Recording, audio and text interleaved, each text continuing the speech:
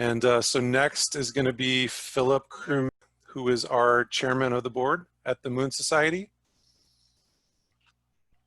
Good evening, Philip. So Philip is going to present on lunar development, the idea whose time has come. All right, take it away, Philip. So a little bit about me. I'm born after the Apollo generation. So I was raised on the space shuttle, Star Trek: The Next Generation. So that's how I became interested in space. When I entered college, I knew I wanted to get into aerospace engineering. But as I started to get into the engineering field, I began to realize that where we are right now as a civilization and where we want to be are light years away from each other.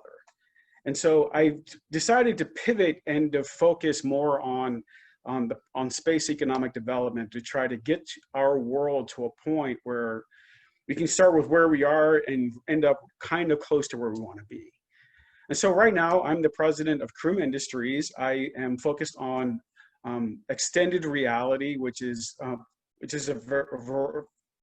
mixture of augmented reality, virtual reality, and mixed reality.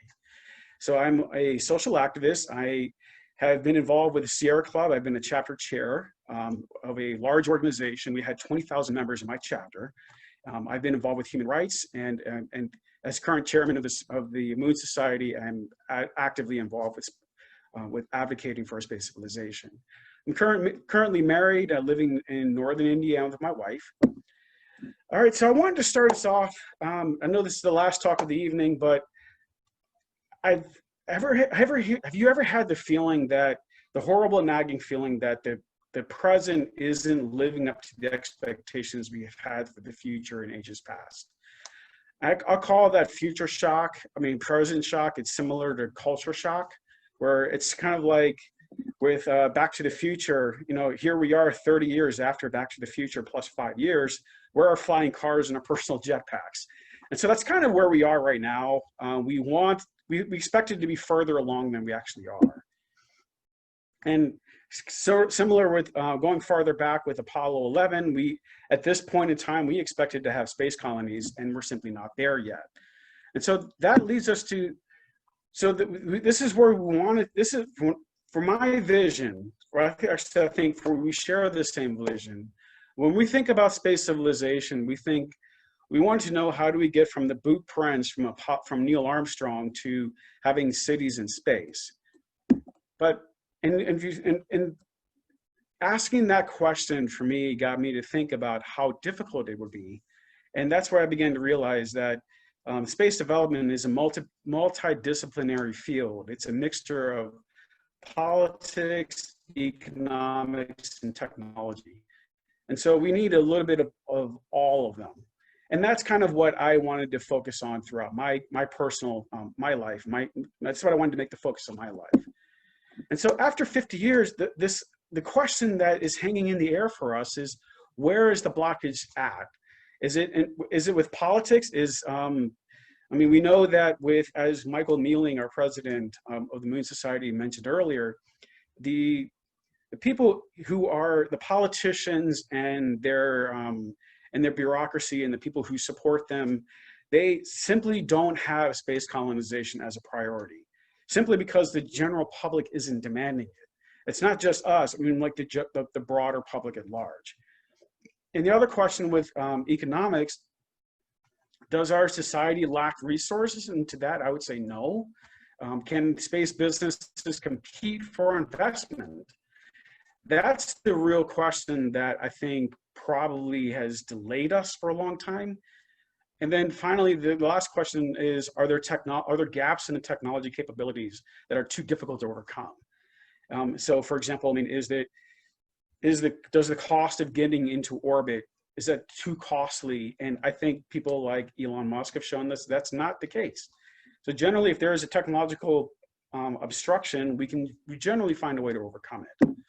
And so I wanted to start off by focusing, I wanted to give us, well, so far today, we've covered a lot of technology issues and some economic issues, but I wanted to cover a mixture of both the economic and political by saying, You know, if we know that we've had, at the space community, we have a general problem where the public is always posing this question to us. We first need to solve our problems here on Earth before we go into space. And I would say that the way to resolve that is we can solve our problems here on Earth by going into space. But the thing is, the big question is how do we make ourselves relevant to the general public? And I think the way to do that is we have to be able to encapsulate the world's problems, define it better than they do, and show them how space can be involved, how space can become a relevant portion of their lives. If we did that, I think we're much more likely to have political influence and get some economic resources that we desperately have been looking for 50 years. So I want to start us off by saying, all right, now, if we focus on the problem, if we look at the problems that we have, there are generally two types of problems: explicit problems and implicit. And the explicit problems, as you can see here, are access and growth, and the implicit problems are identity and relations. And so we all are familiar with identity politics. We understand the polarization that's going on with our politics of today. I personally would prefer not to get involved with that politics. I want to focus on space development. And so when we look at the problems that our society has, most people are they're concerned about a few topics such as crime, immigration, environment. So when you look at the crime problems that we have, you can see that we have a lot of these problems. But when you look at these problems, the question that I'm asking is how much of them are economic in origin? And so if you can resolve the economic problems, then I would think a lot of the other related problems would start to reduce and be minimized. And so when you look at the economic problems, we have, as a country, our problems are both urban and rural in nature, and a lot of them are actually very similar. And you can see that, you know, the substance abuse, the brain drain that takes place in the communities, the blight, the offshoring of manufacturing, and the economic slowdown that's taking place right now. And so the question related to that is what political problems can be resolved with technology and which ones require cultural dialogue? By splitting that, when you think of those, when you break up those problems in those two different ways, we're able to realize as a technology-oriented community, which ones we can deal with, which ones we're better able to deal with, which ones we're not. And I think, and if you look at the political platforms of both parties, they're actually kind of similar in many ways. But while there are differences, I think where they're similar are where are problems that are technological in nature, and where they're different are actually more of the implicit identity politics. And like I said, I personally would rather not get involved in that side of things, because I don't think I can make a difference. Now, if you look at the world, but if you go on a larger scale, you look at the world actually has the world has future trends coming that are going to hit the world in a way that it won't impact the United States. But by knowing those, by understanding the problems that are going to be facing the world, we may be better suited as a space community to address those problems and to resolve them in ways that allow us to become relevant to the entire international community. So if you look at, I wanted to start us off by looking at what the developing world looks like. So if you look at the demographics of a country, you can see that the youngest part of the population is what's coming through. And you can always make more young people, but if you look at people who are 30 years old or 40 years old, as a nation, you can't make more 30 or 40-year-olds. And so demographics is actually a very important predictor of how a country is doing. So if you look at a country like Mexico, you can see that Mexico is a growing country. The population is expanding. Every generation gets a little bigger, and the level of skilled workers are improving over time. So the economy is also growing. If you look at the United States, that's kind of where we are as a country. We have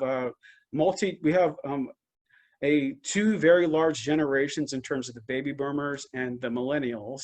And that's actually been good for us. And that's actually shown that's what a healthy, advanced industrial nation looks like.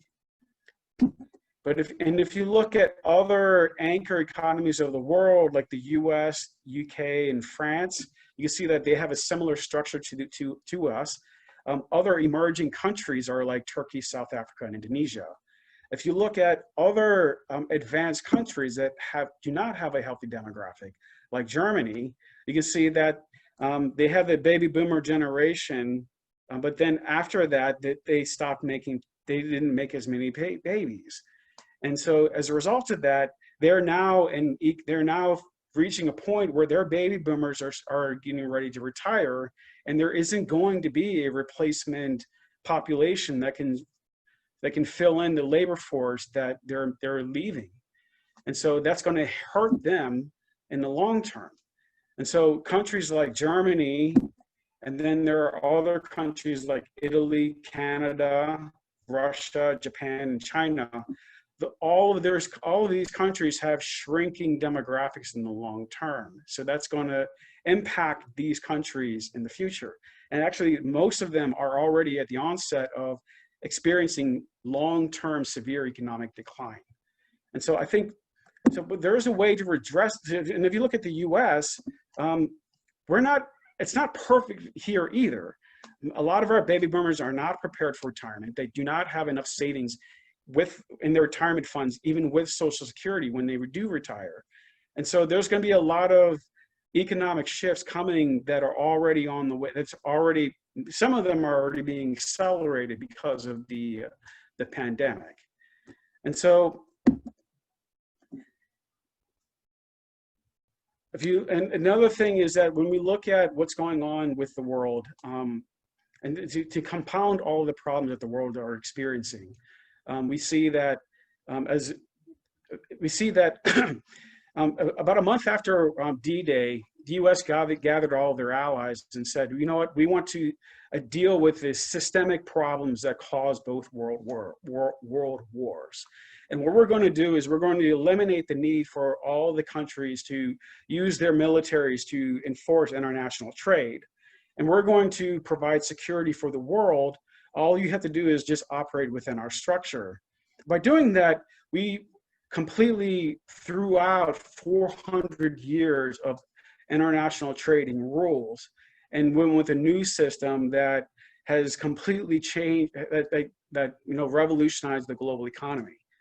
The thing is that when the Cold War ended, we no longer had a need for that system, but we're still maintaining that, we're still paying the bill for maintaining international global security when we don't need to do that anymore. And so right now the US is reaching a point, and some people might think this has something to do with Donald Trump. I personally think that Donald Trump is a symptom of a broader trend, and I don't think, he happens to be the president while this trend was happening, but I don't think this is unique to Donald Trump. I think that we are seeing a long-term economic transition from an interventionist global policy to a more isolationist US policy. And so as the US withdraws from the Bretton Woods system, global trade we're going to go through some big bumps coming up within the next within the next 2 to 10 years. And so the big question is how are these issues relevant to us? And so right now, as the US withdraws from the international system, there's going to be a big power vacuum. And as you saw before in an earlier slide, China really doesn't have the demographics to fill in that void. And so there's going to be, whoever's going to take over and succeed for the US is going to need to be able to offer something comparable to the Bretton Woods system. So, so those are the global problems. Now, what about the space? What about the space community's problems? Historically, NASA investments have not translated into market creation. So that includes Apollo, the space shuttle, the ISS, and the high cost of entry into space has always seemed to become a deterrent for private investment.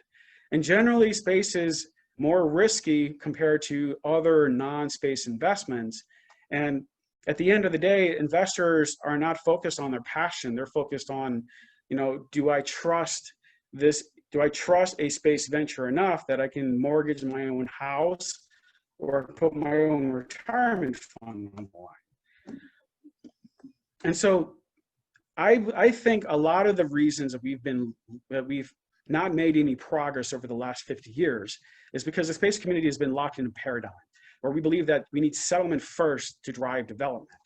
And we've always had, and visions for space have always tend to have, you know, we wanted to focus on how do we get people on the moon rather than, you know, how do we build up an economy first. So economic activity is usually precedes human settlement. The settlement, unfortunately, is actually probably the most expensive path to entry. And I think it's a paradigm that's begun by Dr. Werner von Braun right after the Second World War.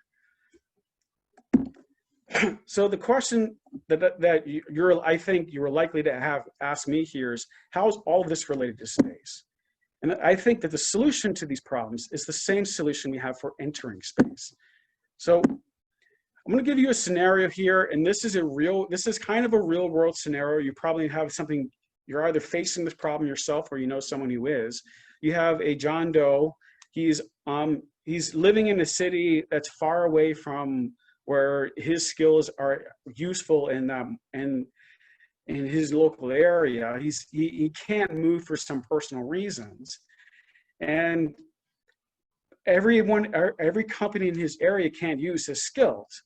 But the thing is that there are some companies outside of his area that could use his skills and are looking for someone like him, but won't hire him because he's too far away and don't want to pay for the relocation cost.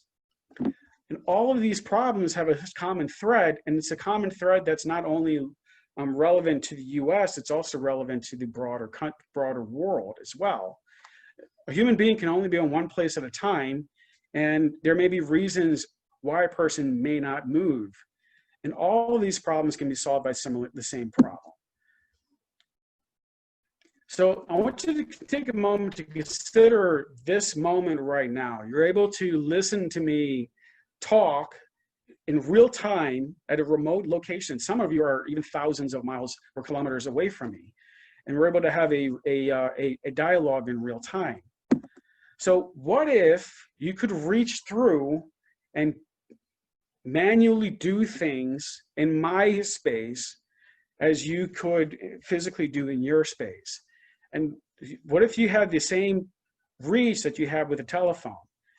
And what if you could use your expertise anywhere, wherever it is, anywhere in the world where it is needed at this moment? So this is what teleoperated robots can do. That's at least in theory. The question is can teleoperated robots can we create a teleoperated robot that is humanoid and that allows you to operate through it as you would in the real world? And so, and I know that teleoperated robots, it brings in a lot of the fears from Hollywood, that are spurned on by Hollywood. And that's another conversation for another time. But the thing is that teleoperated robots really allows us to take a next step over with telecommunication technology and reach out into the broader world as though we were physically able to do so. And so if you had teleoperated robots, the thing is, so here before we get to that, so what's the status with teleoperated robots? Teleoperated robots, also called avatars, they are currently in development right now as I speak. I need to change the date on that. The target completion date by the X Prize to develop a fully capable teleoperated robot is 2022. So it's actually very quick, very soon, we may be able to start seeing viable teleoperated robots. And they're likely to enter the market sometime within the mid-2020s. So within a few years, you may actually start seeing some humanoid teleoperated robots. So the next question is knowing that this is possible within the next few years, what can we do a decade out from now? And so I think that with that technology, that's going to revolutionize the global economy. A lot of the problems that the world's facing right now, it's going to allow us to avoid those international trade problems and a lot of those internal problems that a lot of countries have because people are living disconnected from one another. And so all of those problems, we can resolve a lot of those problems here on Earth. So the next question is, what can we do in space? I think that if we are able to not only, I think number one is if teleoperated robots reaches a level of becomes a mature technology, and we're able to mass produce them here on Earth, we may be able to also do that on the moon. And so if we can mass produce teleoperated robots on the moon, every robot that comes off the assembly line is a worker on the moon, and it creates a job for someone on Earth. And so instead of having a conference like ours where we're discussing one possible path for a way to generate revenue or generate business, we can pursue all of them at the same time. And not only can we do that, and if we're able to produce businesses there with millions of workers, we can start developing more advanced lunar infrastructure, such as mass drivers. We can build space elevators, and even where space elevators reach the balance point between the Earth and the Moon, we can set up zero-G manufacturing facilities. And that's just on the lunar infrastructure. I haven't even gotten with the space infrastructure yet. The benefits are substantial. They allow us to completely bypass all of the costs that come with trying to send people to the moon. I'm not opposed to lunar colonization. I think that we are able to develop an economy first, then we can develop then we can colonize the moon. And the space economy also solves a lot of the problems we have on Earth. And best of all is that almost everybody watching this video may be able to actually work on the moon at some point in your lifetime. So what about other deep space projects? These are projects that are more conjecture. I think that if we have the ability to have mass drivers on the moon, we can build a cylindrical space colony in Earth orbit. I think it's also possible for us to build a not only space-based solar power, we can do so in a Dyson ring configuration around the sun. And we can also use similar extruded manufacturing concepts in deep space to build very large telescopes that can be thousands of miles or kilometers long. So the ability to put mass drivers on the moon allows us to have a much more advanced and robust exploration program. And eventually, I mean, that program can contain millions of robots, and that can be used for orbital missions, for rover missions, and for even flyer missions. And if you're able to, the way I see a mass driver, I envision a new generation mass driver instead of a linear accelerator. I envision something more like a maglev train that can go around in a circle around a crater, eventually dip down and shoot up into space. And that can change things.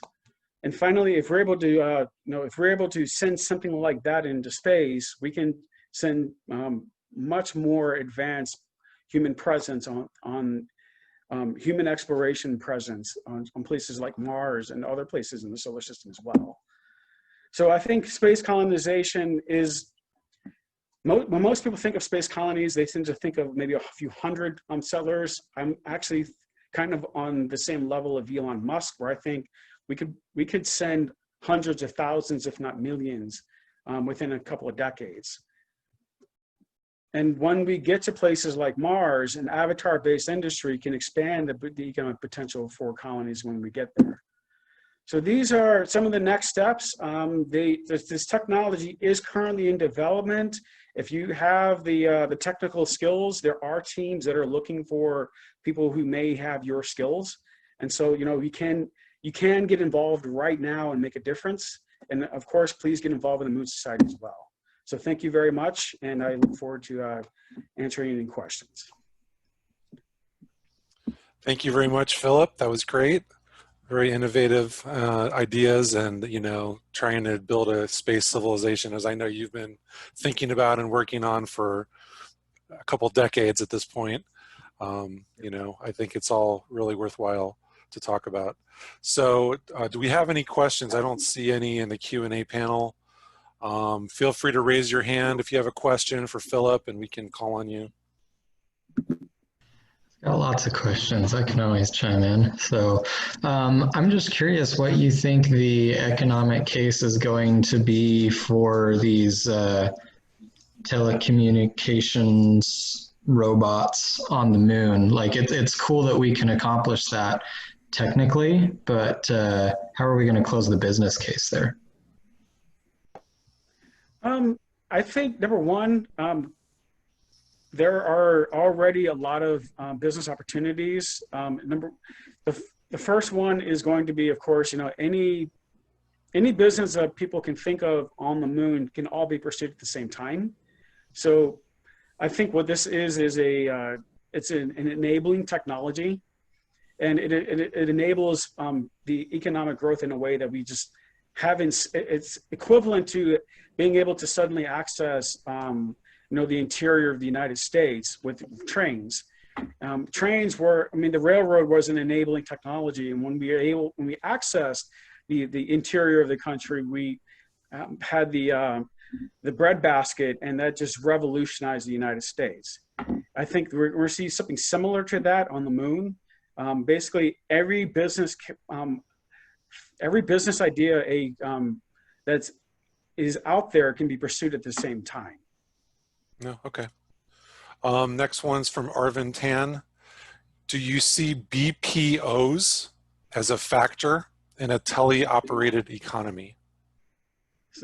Can you expand the acronym? I'm not familiar with that. Alvin, do you want to go ahead and unmute and explain your question a little bit? I'm not sure what you mean by BPOs. Sorry, hello.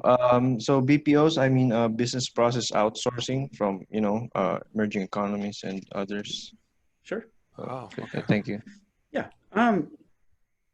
Yeah, I would say that, you know, with the ability to teleoperate to the moon and to mass produce robots there, I think this opportunity will be available to every country in the world. I don't see it being restricted only to the United States. And I think that once the technology reaches development for use on Earth, I think it's just a matter of time. I think the next step would be that there would need to be some kind of international fund to set up the first manufacturing for these robots on the moon. Just a lot of comments more than questions. Robonaut is a better example than the one you showed. Same with Jason from DRL. Johns Hopkins has Robo Sally. You familiar with those? I am. I just use I try to use a free version of a robot that was on the internet. I didn't want to get into any permission issues. So basically, the way I see it is that every possible robot, we are entering a new period where the robots that are going to be we're seeing in the next few years are going to be different than anything we've seen before. They may be lighter, maybe they may have different mobility platforms. I don't know. They're innovating what it looks like right now as we speak. And then one last comment. The first metals produced on the moon should be used to construct the bulky parts of telerobots. Those telerobots could accelerate the production of yet more telerobots, creating the exponential growth of a telerobotic workforce. That's the idea. I couldn't agree more. Once the robots can make themselves, we're all in trouble. Or maybe not. Cool. Okay, well, unless there's any other questions, I want to say thank you to Philip and thank you to everybody. Get some rest. We got Robert Zubrin first thing tomorrow, and we'll see you then, 9 a.m. Central. Have a good night. Thank you all, everybody. Have a good night.